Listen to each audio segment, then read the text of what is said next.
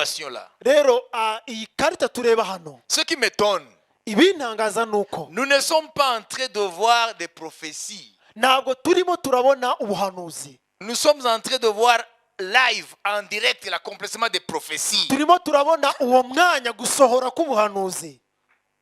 Vous comprenez? Amen. Lorsque nous étudions Ézéchiel, Iyo twize igitabo cya Ezekiyeli, placez-vous au 6e siècle, 7e siècle plutôt avant Jésus. mwishyire mu kinyejana cya gatandatu cya karindwi imbere ya Yesu. Vous voyez? Murumva? Nous sommes au 21e siècle, n'est-ce pas? Ubu turi mu kinyejana cya 21. Ça veut dire nous sommes à 2500 et quelque chose d'Ézéchiel. Ni ukuvuga ngo turi mu myaka ibihumbi bibiri magana Presque atanu, 2600. hafi imyaka ibihumbi bibiri magana atandatu À l'époque d'Ézéchiel. uhereye mu gihe Ezekiyeli yabayeho. Est-ce que ceci était compréhensible? Ese ibi washoboraga kubyumva? Non! Hoya. Ça veut dire aujourd'hui, Ni ukuvuga ngo uyu munsi nous sommes en train d'assister turimo turareba live en direct uwo mwanya nyine ce que Dieu a révélé. ibyo Imana yahishuye. Vous comprenez? Murabyumva? Gog qui est dans le territoire de Magog, ça veut dire le chef qui va régner dans la Russie actuelle, Ni ukuvuga ngo uzaba ayoboye Uburusiya bw'iki gihe sera à la tête d'une puissance militaire. azaba ayoboye ingabo nyinshi cyane. Est-ce qu'aujourd'hui c'est la réalité? Ese uyu munsi ni ukuri? C'est vrai, vous dites, c'est vrai. Muvuge ngo ni ukuri. Alors nous allons procéder étape par étape. Noneho reka tugende intambwe ku yindi, Ok? sibyo? Et je vais finir par vous parler de Damas et du sort de Damas. Hanyuma ndasoreza kuri Damasiko. C'est là où vous allez être étonné. Aho niho muza gutangara La prophétie de Damas. ubuhanuzi bw'i Damasiko. Nous sommes à quelle période? Turi mu yihe myaka? 2600 à partir d'aujourd'hui. Ça veut dire 7e siècle avant Jésus. Ikinyejana cya karindwi mbere ya Yesu. Hein? C'est loin. Hein? Ni kure, sibyo? Ceci date du 7e siècle avant Jésus. Ibi ni ibyo mu kinyejana cya karindwi mbere ya Yesu. À cette époque-là, Muri icyo gihe Israël n'était pas déjà parti dans la grande diaspora dans toutes les nations du monde. Isiraheli yari itaratwarwa mu bunyage bw'igihe kirekire hirya no hino ku isi. Ézéchiel a vécu la petite diaspora de 70 ans à Babylone. Ça veut dire, lorsque Juda a été déporté à Babylone, Ézéchiel fait partie des déportés. Ni ukuvuga ngo igihe Yuda yajyanwaga i Babyloni, Ezekiyeli yari ari muri abo bajyanye. Murabyumva? Il faisait partie de ces déportés. Yari ari muri abo batwawe nk'inyagano. Mais c'est la petite diaspora. Ariko ubwo ni ubunyage bw'igihe gito. D'un lieu à un autre, Bavanwa ahantu d'un bajyana pays ahandi, à un autre, bavana mu gihugu bajyanwa mu kindi, 70 ans. imyaka 70. Une génération. Ni ukuvuga ngo kubaho k'umuntu. Comprenez? Murabyumva? D'après Psaume 90. Ku bijyanye na Zaburi ya 90. Hein? Nos années Imyaka yacu sont fixées à 70. ni imyaka 70. Pour les plus robustes, Ariko ku bakomeye 80. ni imyaka 80. Psaume 90. Zaburi ya 90.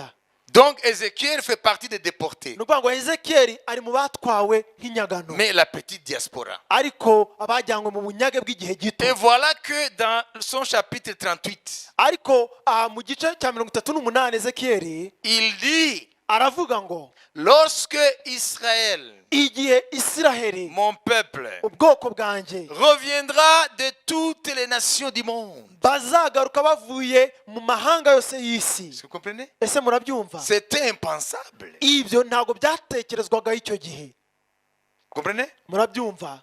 Ils habiteront dans leur pays Bazatura mu gihugu cyabo et ils seront en relative sécurité. kandi bazagira amahoro atuzuye. Et ils vivront dans des villes sans murailles. Kandi bazaba mu murwa udafite inkike. C'est Ézéchiel 38. Ni Ezekiyeli 38. Qui me suit là? Ninde uri kunkurikira? faut pas seulement entendre ce que je dis. Il faut voir votre Bible. ntabwo mukwiye kumva ibyo mvuga gusa mukwiye no gusoma muri bibiliya Il faut être comme les chrétiens de Béret. mukwiye kuba nk'abakristo b'i beroya Vous comprenez? murabyumva C'est Ézéchiel 38. ni ezekiyeli mirongo itatu Parce qu'on n'umunani n'a pas le temps d'aller lire. kuko tudafite umwanya wo kuhasoma Alors moi je vous cite. njyewe ndi kubabwira ibihanditse Ok? sibyo Voilà. nuko Quand Israël est revenu igihe isirayeli yagarukaga et qu'il est devenu une nation en 48, igahinduka ishyanga muri mirongo ine n'umunani 1948, igihumbi kimwe magana cyenda mirongo ine n'umunani ils ont commencé à construire d'autres villes batangiye kubaka indi migi qui n'étaient pas là. itari ihari Alors ces villes n'ont pas de murailles comme Jérusalem. rero iyo migi bubatse Jérusalem Est ou l'ancienne Jérusalem. ntabwo ifite inkike nk'iza yerusalemu C'était prophétisé par le prophète. byari byarahanuwe n'umuhanuzi Et Dieu dit par Ézéchiel, hanyuma imana iravuga biciye muri ezekiyeli Israël sera assis au-dessus des ressources extraordinaires. ngo isiraheli muri icyo gihugu bazaba barimo hazaba hari umutungo kamere munsi y'ubutaka Vous comprenez? murabyumva Et à l'extrême nord, cyane cyane mu majyaruguru à l'extrême nord d'Israël, mu majyaruguru ya il isiraheli y a quelqu'un qui va lorgner sur ses ressources. hari umuntu uzashaka uzifuza uwo mutungo kamere Il s'appelle Gog. yitwa gog Vous comprenez? murabyumva C'est ça le contexte. ibyo ni byo turi kuvugaho muri rusange Et il va être attiré par ce qui est dans les montagnes d'Israël. hanyuma azakururwa n'ibiri mu misozi ya isiraheli Et il va se constituer des alliés. hanyuma hari ibindi bihugu bizifatanya nawe Alors, hanyuma la Bible dit, bibiri ikavuga ngo dans la suite des temps, ngo mu bihe bizakurikiraho ça veut dire à la fin des temps, ni ukuvuga ngo mu bihe by'iherezo Gog, je t'entraînerai sur les montagnes de mon pays, ngo gog nzagukururira ku musozi wo mu gihugu cyanjye avec tes troupes, avec toi. hamwe n'ingabo zawe nawe ubwawe Tu attaqueras ce pays. uzatera icyo gihugu Vous comprenez? murabyumva Et dans cette coalition de forces, hanyuma muri uko kwihuza kw'ingabo Dieu parle de Damas imana ivuga damasiko et le rôle que Damas va jouer dans cette invasion d'Israël à la fin des temps. n'uruhare rwa damasiko mu guterwa kwa isiraheli mu bihe by'imperuka Damas, c'est la capitale de l'actuelle Syrie, damasiko ni umurwa wa siriya y'iki gihe même de l'ancienne Syrie. ndetse ni nawo murwa wa siriya ya kera Syrie n'a pas changé de nom ni de capitale. siriya ntiyigeze ihindurwa izina ndetse n'umurwa wawo wagumye ari wa wundi Et Dieu dit, hanyuma imana ikavuga ngo voici ce que je ferai ngo reba ibyo nzakora de ces troupes-là de Gog, ibyo nzakorera izo ngabo za gog avec ses alliés, hamwe n'abambari be bose lorsqu'ils viendront attaquer Israël dans la fin des temps. igihe bazaza gutera isiraheli mu bihe by'imperuka Et Dieu va nous dire ce qu'il fera. imana igiye kutubwira ibyo izakora Vous comprenez? murabyumva Dieu dit, imana iravuga ngo je vais repousser l'ennemi du nord. ngo nzasunika uwo mwanzi uvuye mu majyaruguru Je vais repousser l'ennemi du nord. nzasunika uwo mwanzi uvuye mu majyaruguru L'avant-garde de sa force, nzasunika ingabo ze z'imbere je vais la repousser vers la mer de l'Orient. nzisunikire ku nyanja y'iburasirazuba Et l'autre partie de l'armée, hanyuma ikindi gice cy'inyuma cy'izo ngabo je vais la repousser vers la mer d'Occident. nzagisunikira ku nyanja y'iburengerazuba Et Dieu dit, hanyuma imana ikavuga ngo leur puanteur umunuko wabo va s'élever dans les airs. uzazamuka mu kirere Et les vents de la mer hanyuma imiyaga y'inyanja vont transporter la puanteur des troupes en décomposition vers les quatre vents. itware umunuko w'iyo mirambo irimo irabora mu birere bine by'isi Terrible. biteye ubwoba Joël 2, 19, 20. yoweri 2:19-20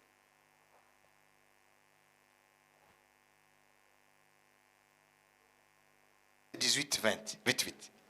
maze uwiteka agirira igihugu cye ishyaka, ababarira ubwoko bwe. Nuko uwiteka asubiza ubwoko bwe ati, dore ngiye kuboherereza ingano na vino n'amavuta ya elayo bibahaze, kandi sinzongera kubakoza isoni muri abo banyamahanga, ahubwo ingabo z'ikasikazi Voilà, nzazishyira voilà, on va aller doucement. aho tugiye kugenda gahoro. L'ennemi du nord. ahubwo ingabo z'ikasikazi Voilà, ça veut dire ingabo z'ikasikasi ishatse kuvuga les troupes de Gog ni ukuvuga ngo ni ingabo za goge avec leurs alliés hamwe n'abambari babo, et aussi les troupes de la Syrie, parce que la Syrie c'est le nord qui est proche d'Israël et la Russie c'est l'extrême nord. kuko siriya ni amajyaruguru yegereye isiraheli, hanyuma uburusiya ni amajyaruguru ari kure ya isiraheli. La Syrie c'est le nord-est ni ukuvuga ngo proche siriya ni amajyaruguru ashira iburasirazuba hafi, et la Russie et Moscou c'est l'extrême nord. hanyuma moscou n'uburusiya ni amajyaruguru ashyira iburasirazuba kure. Toute cette coalition, Dieu les appelle ennemis du nord. abo bose bibiri bita abanzi bo mu majyaruguru, Parce que les troupes viendront du nord. Du nord. kuko izo ngabo zizaturuka mu majyaruguru. La Russie et ses alliés vont attaquer par le nord. uburusiya n'abambari babwo bazatera baturutse mu majyaruguru. Vous comprenez? Murabyumva? Est-ce que vous comprenez? ese murabyumva? Et Dieu les appelle l'ennemi du nord. imana ibita umwanzi wo mu majyaruguru. Qu'est-ce que Dieu fera de cet ennemi du nord? ese imana izabagenza gute? nzirukane nzigeze mu gihugu kitera kandi kirimo ubusa, iz'imbere zigwe mu nyanja y'iburasirazuba. La mer orientale, c'est la mer morte. inyanja y'iburasirazuba ni inyanja y'umunyu, n'iz'inyuma zigwe mu nyanja y'iburengerazuba. La mer occidentale, c'est la mer Méditerranée. inyanja y'iburengerazuba ni inyanja ya mediterane. Je vais vous expliquer. ibyo Et ndabibasobanurira. qu'est-ce qui va se passer? ese bizagenda gute? kandi kunuka kwazo kuzazamuka, kandi umunuko wo kubora kwazo uzazamuka, kuko zakabije gukora ibikomeye. Amen. Voilà ce que Dieu dit. ibyo ni byo imana ivuga. Hein? Qui a compris? ninde wasobanukiwe? Vous voyez? murabibona? Dieu va les exterminer. imana izabarimbura rwose. Ce n'est pas les États-Unis qui viendront au secours pour aider Israël. ntabwo ari amerika izaza gufasha isiraheli, C'est Dieu lui-même qui va ni intervenir. imana ubwayo izabikora. Alors, regardez comment ça se passe. noneho murebe uko bizagenda. Gog et ses troupes gogi n'ingabo ze vont envahir Israël par le nord. bazatera isiraheli bavuye mu majyaruguru, Et pour que Gog kandi kugira ngo goge raccourcisse la distance qui le sépare d'Israël, vous voyez, en venant de la Russie avec toutes les armes, c'est loin. ni ukuvuga kuva mu burusiya n'intwaro zabo ni kure. Pour raccourcir, noneho kugira ngo bace hafi, il aura déjà une base tout près d'Israël. bazaba bafite ibirindiro hafi ya isiraheli, Et Dieu dit c'est en Syrie. kandi imana ivuga yuko bizaba biri muri siriya. Nous allons le voir. turaza kubibona. Vous comprenez? murabyumva? Parce qu'on a très peu de temps. Maintenant, nous allons lire ce que Ésaïe a prophétisé sur Damas, la capitale de la Syrie. tugiye kureba ibyo esaya yahanuye kuri damasiko, umurwa wa siriya. Vous comprenez? murabyumva? Ésaïe 17, yesaya 17 1 et puis 12, 14.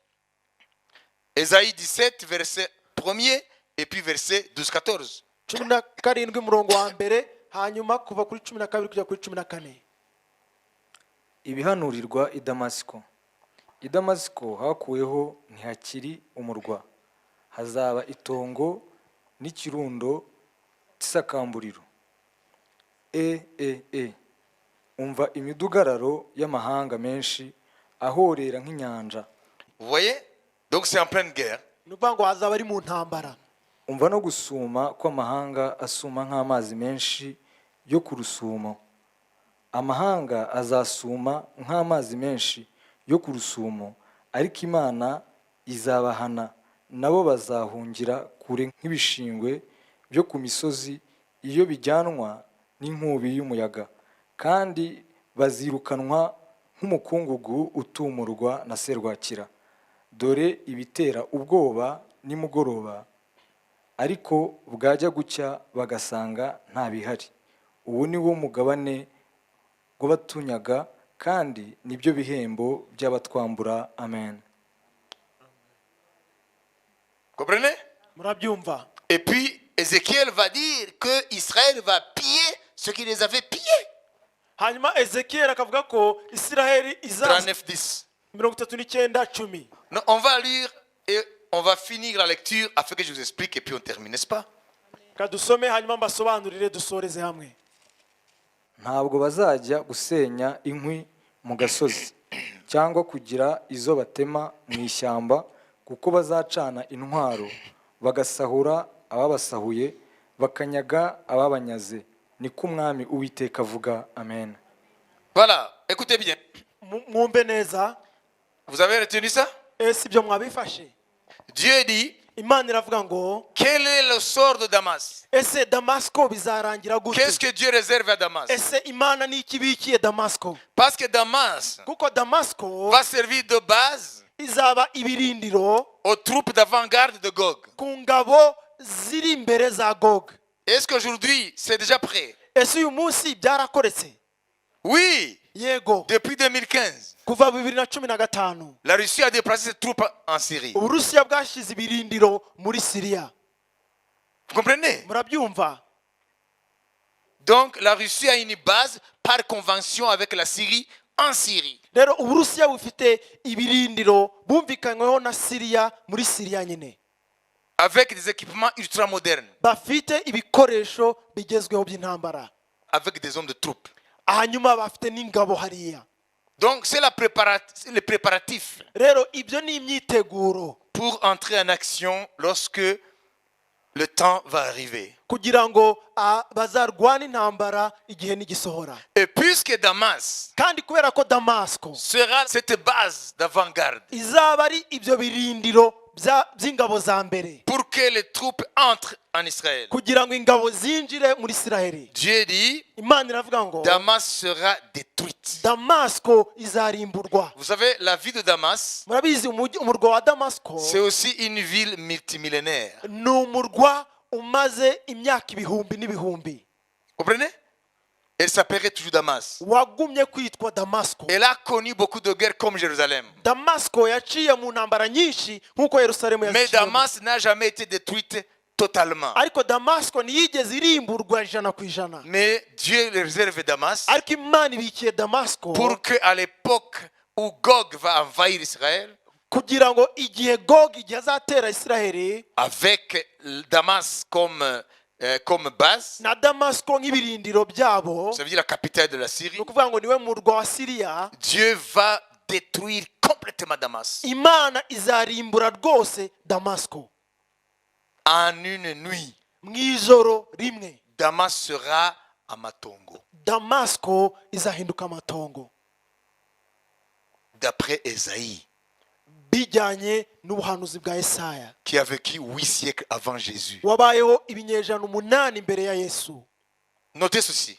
Ibi ngibi mu bice Dans l'histoire de Damas, mu mateka ya Damasko, elle a connu beaucoup de guerres, Damasko yaciye mu ntambara nyinshi, mais elle n'a jamais été détruite totalement, mais partiellement. ariko nta na Les rimwe périphéries. yigeze irimburwa 100% keretse uduce tumwe na Mais tumwe twayo. avec cette guerre d'Armageddon, Ariko hamwe n'iyi ntambara ya Armagedoni, Damas sera détruite complètement. Damasko izarimburwa 100%.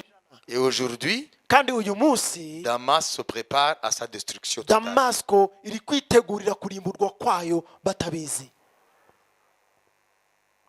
Comprenez? Murabyumva? Et Dieu dit, Hanyuma Imana ikavuga ngo Israël, après la destruction de Damas, ngo Isiraheli nyuma yo kurimburwa kwa Damasko, et après l'intervention de Dieu, kandi nyuma y'uko Imana iseruka, Israël va piller ce qu'ils avaient pillé tout au long de l'histoire. Isiraheli izanyaga bayinyaze mu mateka yayo yose. C'est ce que Dieu dit. Nibyo Imana ivuga. Ça, c'est Damas. Ibyo ni ibya Damasko. Et aujourd'hui, Uyu munsi rero pas demain, ntabwo ari ejo, le décor est planté. ibikenewe byose biri mu mwanya. La Russie est présente où? Uburusiya buri hehe? En Syrie. Muri Siriya. Vous comprenez? Murabyumva? Ok, autre chose. Ikindi Il a dit, yaravuze ngo lorsque Gog avec ses troupes et ses alliés, igihe Gogi n'ingabo ze dans 5 minutes on va terminer, n'abambari bayo va envahir Israël, igihe bazatera Isiraheli, c'est dans la vallée de Megiddo ou dans la vallée de Jezreel. bizaba ari mu kibaya cya Megido cyangwa ikibaya cya Jezreel. Comprenez, comprenez. Mubyumve neza, Vous qui aimez les dimensions et les chiffres. mwe mukunda imibare. La vallée de Megiddo, Ikibaya cya Megido qui a un autre nom, la vallée de Jezreel, gifite irindi zina ikibaya cya Jezreel, c'est une vallée légendaire qui a connu plus de 200 guerres dans l'histoire. ni ikibaya cy'amateka cyaberewemo intambara zirenga 200 muri Isiraheli. Toutes les grandes puissances tout au long de l'histoire ont combattu dans la vallée. Assyrie, Perse, Ashuri, Grec, Peresi, Abagiriki, les Romains, Abaroma, l'Empire ottoman, Aba-Ottoman, l'Égypte, Misiri, toutes ces puissances. ubwo butware bwose. À un certain moment de l'histoire, ils ont combattu dans la vallée de Megiddo. Mu gihe runaka cy'amateka yabo barwanya intambara muri icyo kibaya. Alors je vais vous dire un peu de mots. Noneho ngiye kubabwira amagambo make. Où se situe la vallée de Megiddo? Ese ikibaya cya Megido kiri hehe? D'où tire le nom de la guerre, n'est-ce pas? Qui aura pour conséquence le retour visible de Jésus. Ariho hava intambara ya Arumagedoni izarangizwa no kugaragara kwa Yesu.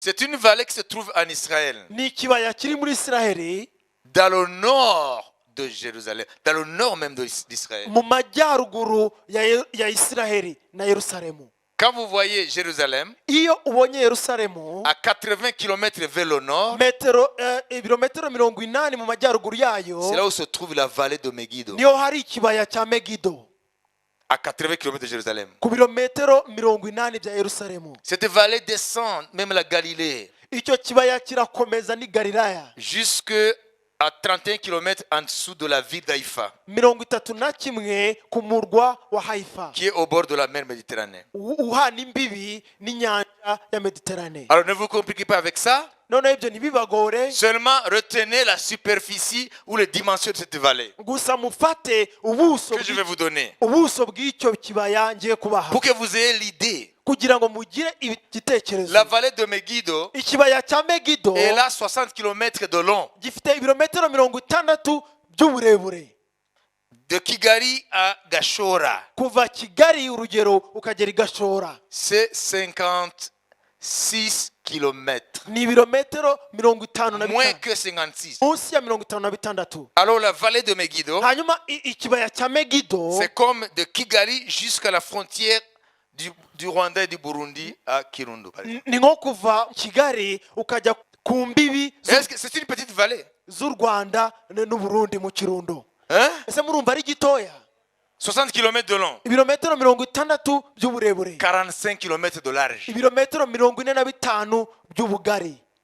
Calculez la superficie. Mukore imibare mumbwira ubuso. Alors cette vallée-là, Rero icyo kibaya combien de troupes peut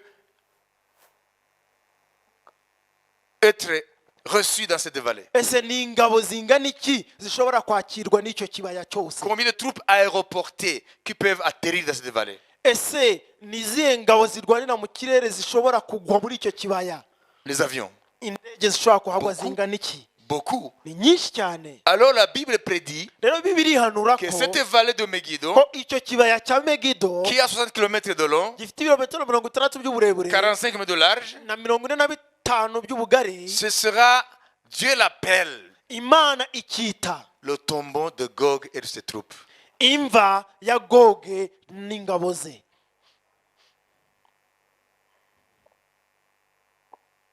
C'est ce qu'on appellera cette vallée après cette guerre. Niko icyo kibaya kizitwa nyuma y'iyo ntambara. Et la Bible dit, Hanyuma Bibiliya ikavuga ngo pour vous montrer le nombre de soldats qui vont mourir là-bas, kugira ngo yerekane umubare w'ingabo zizagwa aho ngaho, la puanteur des cadavres umunuko w'imirambo va être portée par le vent. uzatwarwa n'umuyaga. Pourquoi? Kubera iki? Parce qu'à l'Occident, kuko iburengerazuba il y a la mer Méditerranée hari inyanja mediterane qui touche aussi au continent européen. ikora no ku mugabane w'uburayi. Et puis il y a la mer Morte hanyuma hari inyanja y'umunyu qui est au sud-est de Jérusalem. iri mu majyepfo agana iburasirazuba bwa Yerusalemu. Alors cette vallée, hanyuma icyo kibaya quand on voit Mont Kigali, urugero iyo tubonyemo Kigali, Mont Kigali a eu un commencement, mo Kigali ifite igihe yatangiriye, n'est-ce pas? yavukiye cyangwa se niba twavuga. Est-ce qu'il y a eu toujours Mont Kigali? ese mo Kigali yahozeho? Est-ce qu'il y a eu le lac Kivu? ese lac Kivu yahozeho? On les appelle des lacs tectoniques. babyita Voilà pourquoi il y a des volcans. ni inyanja zavuye. Ça veut dire là, sous la terre, ni ukuvuga ngo hariya hasi mu butaka nous sommes assis au-dessus du feu. twicaye hejuru y'ibirunga y'umuriro. Qui le savait?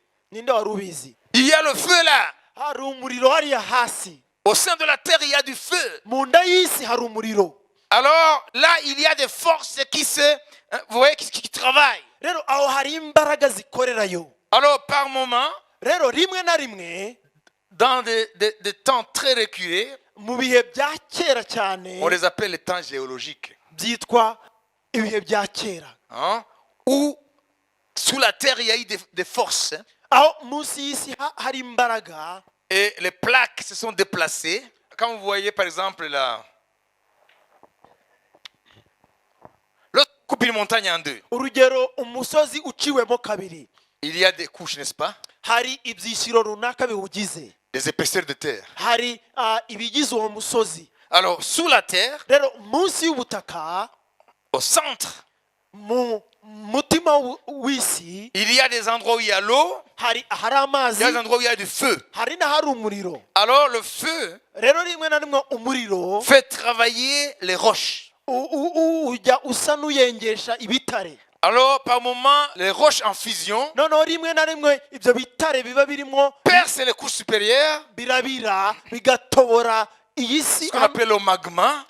ibyo bita magma, icyo gikoma kiba mu isi. Alors le lave saute des kilomètres et kilomètres, kijya gitobora isi jette les laves. kikajugunya hejuru ibyo bishashi by'umuriro. Alors dans les temps géologiques, rero muri ibyo bihe bya kera il y a eu ces phénomènes. ibyo bintu byarabaye. Ce sont ces phénomènes qui ont donné naissance au lac Kivu, lac Tanganyika, lac Victoria. nibyo byatumye lac Kivu, lac Tanganyika, lac Victoria zivuka, Et les montagnes. n'imisozi ivuka, niba ariko twavuga. Vous comprenez?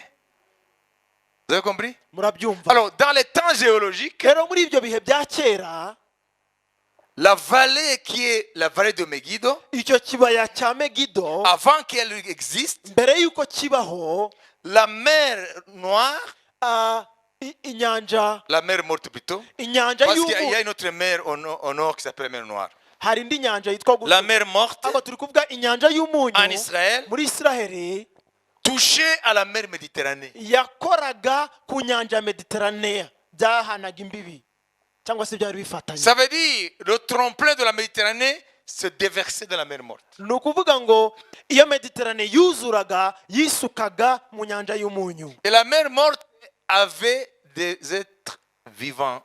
kandi inyanja y'umunyu Il y yari avait la ifite vie. ibinyabuzima, yari ifite ubuzima. Et quand il y a eu ces forces-là rero izo mbaraga qui ont créé la vallée, zimaze kurema icyo kibaya kiri hagati la mer yazo, Morte s'est séparée de la mer Méditerranée. inyanja y'umunyu itandukanya n'inyanja ya Mediterranee. Alors, puisque la mer Morte était isolée, kandi kuko inyanja y'umunyu yari kure yiherereye ukwayo, à partir de là, guhera icyo gihe elle a commencé à être une mer remplie de sel. itangira kuba inyanja yuzuye umunyu, Et la vie est partie. ubuzima buyishiramo, Et la vallée a commencé. hanyuma ikibaya gitangiriraho. Voilà pourquoi il y a une si grande vallée. niyo mpamvu hari ikibaya kinini cyane. Comprenez? murabyumva? Qui a compris? ninde wabyumvise? Ça, c'est ce qu'on appelle la topographie. ibyo ni imiterere y'isi, La topographie de ce lieu-là. imiterere ya kariya karere. Et c'est là où Dieu va enterrer les troupes qui vont attaquer Israël. kandi aho niho Imana izahamba ingabo zizatera Isiraheli. En connaissant la topographie de ce lieu, mu kumenya imiterere ya kariya gace, comment cette vallée, la grandeur de cette vallée, la superficie, ubugari n'ubuso bwa kiriya kibaya tu comprendras le uzasobanukirwa nombre de morts umubare w'imirambo que cette guerre de Gog va occasionner. iriya ntambara ya goge izateza. Comprenez? Murabyumva? Voilà pourquoi Dieu dit la puanteur. Niyo mpamvu Imana ivuga ngo umunuko. Dieu est clair, n'est-ce pas? Imana irabisobanura neza, sibyo? La puanteur Umunuko va puer. uzazamuka, Ces troupes vont puer jusqu'en Occident, imirambo yabo izanuka kugera iburengerazuba, jusqu'à l'Orient. kugeza iburasirazuba. Porté par quoi? Bitwawe n'iki? Parce que la vallée est entre deux mers. Kuko ikibaya kiri hagati y'inyanja ebyiri, Et la mer kandi inyanja n'est pas toujours calme. ntabwo buri gihe iba ituje. Il y a des moments où les molécules d'air soulèvent la mer Hari igihe haba imihengeri, et ça prend tout. Comprenez? Et les vapeurs, ça se vaporise là-bas. noneho bigafata imyuka yose bihuye nabyo Et parce que bikazamuka. la vallée sera pleine de cadavres. Kandi kubera ko icyo kibaya kizaba cyuzuye imirambo, Même en Europe, no mu Burayi ils vont fermer. bazafunga amazuru yabo, Même en Irak là-bas. no muri za Iraki hariya, Même en Afrique du Nord. no muri Afurika y'Amajyaruguru. Si Dieu a dit Niba Imana yaravuze que la puanteur de ces troupes ko umunuko w'iyo mirambo va aller à l'ouest, uzagera iburasirazuba, c'est que iburengerazuba, ça sera ce qu'on appelle en français du carnage. nuko bizaba ari byo bita ibagiro. Ils vont mourir là-bas. Alors, qu'est-ce qu'il faut tirer comme conclusion? Rero niki dukwiye gukuramo nk'isomo, C'est ce que je veux dire. nk'indunduro? Nibyo Écoutez. ngiye kuvuga. Munyumve. Après l'intervention de Dieu, Nyuma y'uko Imana iseruka, vous savez ce qui s'est passé? muzi ko bizagenda? Les rescapés juifs, Abazaba barokotse b'Abayuda ils auront du pain sur la planche. bazaba bafite akazi Avoir kenshi du pain cyane, sur la planche veut dire du boulot. bazaba bafite akazi kenshi cyane De faire quoi? ko gukora iki?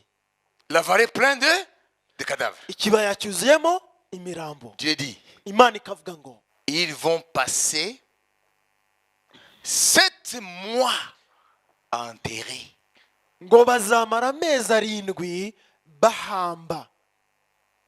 Imaginez-vous, Mutekereze namwe, matin et soir. igitondo Ils vont enterrer depuis le matin jusqu'au soir. bazajya bahamba guhera mu gitondo kugeza nimugoroba, Pendant 7 mois. amezi 7 yose.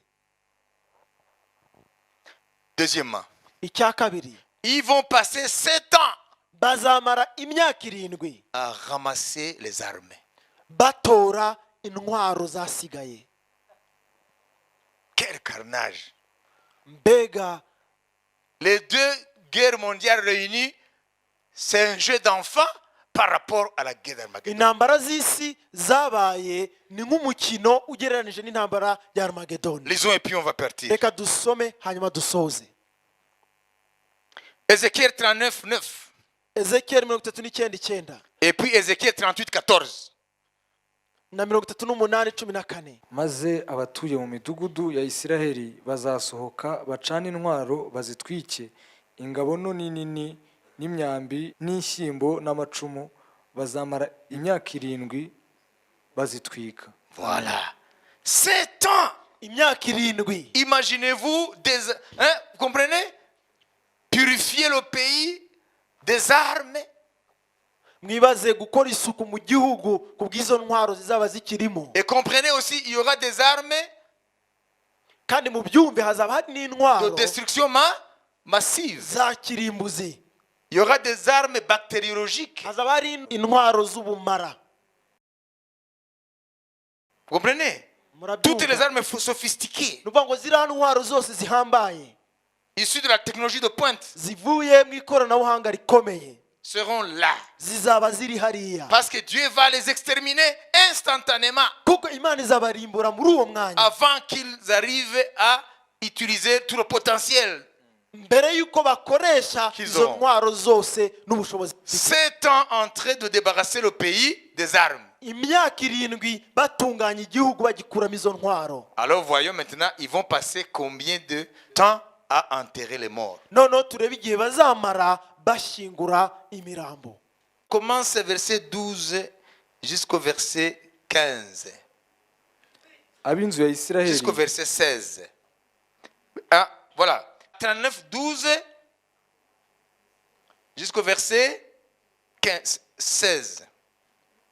ab'inzu ya isiraheli bazamara amezi 7 babahamba kugira ngo batunganye igihugu. Pour purifier le pays. Combien de mois? Amezi angahe? amezi 7. Nimwibaze turiho nk'ubu tumaze amezi 7 duhamba bazaba ari abantu bangana gute? Mugeze mubyumva ku isi? Na rimwe. Imagine un peu. Mugerageze mu bitekereze gato. Nta muntu akijya gucuruza, nta muntu akijya ku ishuri, nta muntu nukuvuga twese turabyuka n'udusuka tujya guhamba pendant 7 mois. Amezi 7. Murebe ukuntu izo ngabo zuzuye mu kibaya cya Goge. Oya, ni kibaya cya Magedoni, kibaya cya Goge. Mwabibise kandi kitu kibaya cy'abagenzi. Uyu munsi kitu kibaya cya Megido cyangwa cya Jezreel. Megido cyangwa Jezreel. Jusqu'au verset 16. Nukuri abantu bose bo mu gihugu bazabahamba, bizababera icyubahiro umunsi nzakuzwa, niko umwami Uwiteka avuga, kandi bazatora abantu bo kujya babikora iteka, bagende igihugu bararuza intumbi z'abagenzi zasigaye ku gasozi kugira ngo bahatunganye. Amezi 7 nashira bajye gushakura izipfuritse, kandi abanyura mu gihugu bazahanyura, nihagira ubona igufwa ry'umuntu azarishyireho ikimenyetso, kugeza ubwo abahambyi bazarihamba mu kibaya cya Hamoni Gogi. Kandi izina ry'umudugudu umwe uzitwa Hamoni. Uko niko bazatunganya igihugu. Amen. Un souvenir de intervention de Dieu. Nk'urwibutso rwo guseruka kw'Imana. Ça se passera, mes frères et sœurs. Ibyo bizaba bene data. Parce qu'aujourd'hui, nous voyons ce qu'Ézéchiel a prophétisé. Kuko uyu munsi turabona ibyo Ezekiel yahanuye. Vous comprenez? Murabyumva? Hein? Les nations s'alignent telles que la prophétie l'a prédit. Amahanga ari kwihuza nk'uko ubuhanuzi bwahanuye. Mais cela se passera après l'enlèvement de l'Église. Ariko ibyo bizaba nyuma yo kuzamuka kw'itorero. Mais ceux qui resteront dans ce monde, Ariko bazasigara mu isi, ils seront témoins de ces choses. bazaba bahamya bw'ibi bintu. Alors aujourd'hui, Rero uyu munsi ces prophéties, ubwo buno buhanuzi ce sont les prophéties d'Ézéchiel, bwaba ari ubuhanuzi bwa Ezekiel 38-39, 38-39, Amen, amen, ou Ésaïe, cyangwa Yesaya, commence maintenant à prendre forme. butangiye noneho kujya mu gusohora. Ça ne demande plus la foi pour y croire. Ntabwo bigisaba kwizera, Ça prend forme. burimo burafata ishusho. Imana imaze gushepinga. Imana iri kubushyira, bimaze gufata You ishusho, know shape to shape? gufata ishusho. Hein? Dieu a déjà planté le décor. Imana yamaze gushyiraho ibisabwa cyangwa ibikenewe byose Ces événements prennent forme. kugira ngo ibyo bikorwa bishyirwe mu bikorwa. Il ne reste que le temps marqué par Dieu. Hasigaye gusa igihe cyagenwe n'Imana. C'est terrible Ni ibintu bitangaje de voir des choses qui sont dans la Bible il y a plus de 2600 ans. kubona ibintu biri muri Bibiliya hashize imyaka 2600. Et aujourd'hui, tel que Dieu l'a révélé, Uyu munsi nk'uko Imana yabihishuye les choses sont telles que. birimo birasohoza nk'uko Imana yabihishuye. Alors pourquoi ne pas croire Ese kuki tudakwiye kwizera ce qui nous concerne, nous, l'Église? ibitureba twebwe itorero, Qu'en un clin d'œil, ko mu mwanya nko nous guhumbya allons être enlevés. tuzazamurwa? Si ce qui se passera après nous prend forme, Niba ibizaba nyuma yacu birimo birajya mu bikorwa, qu'en est-il de ce qui va se passer pour nous? ese twebwe ibitureba bimeze bite? Ikibazo turi overloaded n'ibibazo muri iki gihe. Umwe wese ari overloaded, no? Araremerewe. Niyo mpamvu abantu ntabwo biteguye. Nubona ko tubyumva hano. C'est loin de nous. Ni kure. Comprenez? Murabyumva? C'est un danger. C'est comme la pluie qui tombe sur le dos d'un canard. ni nk'imvura Qu'est-ce qui se igwa passe? Qu'est-ce qui se passe? ese bigenda gute iyo imvura Toi, tu me le dis. reka Et on va prier.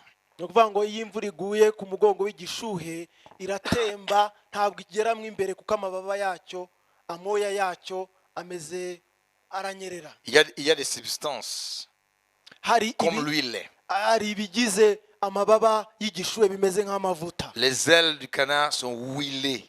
amababa y'igishuhe ameze nk'afite Et l'eau coule comme ça. amavuta Ça glisse. ugasanga amazi ntagifata Alors, parce que spirituellement, rero kubera ko mu mwuka turemerewe même si ces paroles sont véridiques, nubwo aya magambo mfitiye gihamya c'est la vérité. ni ukuri Parce que ça se voit. Tu le vois à la télévision, dans les newspapers, kuko mubibona dans les médias, n'est-ce pas? kuri za televiziyo mu Vous savez binyamakuru que Gog se trouve en Syrie. murabizi ko Gog ari muri Ok. Siriya Il est chez lui, dans Magog, mais il est aussi en Syrie. ari we Magog ariko ari no muri Siriya Vous savez que Perse est avec Gog. murabizi ko ubuperesi buri kumwe na Gog Vous savez que Togarma, c'est la Turquie. murabizi ko Togarma ari Turukiya La Turquie était du côté de l'Occident, dans l'OTAN. Turukiya iri mu bihugu NATO. by'iburengerazuba muri neto Vous connaissez OTAN? muzi otani Alliance de défense de l'Atlantique Nord. uvuga ngo ni ihuriro ryo L'Europe et l'Amérique là, pour se Igizwe défendre contre, hein, uburayi na Amerika ni ihuriro contre les forces de l'Est. ryo C'est à kurwanya l'époque de la guerre froide. abanzi baturutse iburasirazuba Ça veut dire la Russie, la Chine. ni igihe cy'intambara y'ubutitaza Nous uburusi sommes revenus dans la guerre froide. twagarutse Maintenant, neza nous sommes en pleine guerre froide. mu ntambara y'ubutita nk'uko yari imeze Hein? Qui a commencé à la fin de la Seconde Guerre mondiale et qui a été terminée avec la chute du mur de Berlin. yatangiranye n'impera z'intambara ya kabiri y'isi ikarangizwa no kugwa k'urukuta rwa Berlin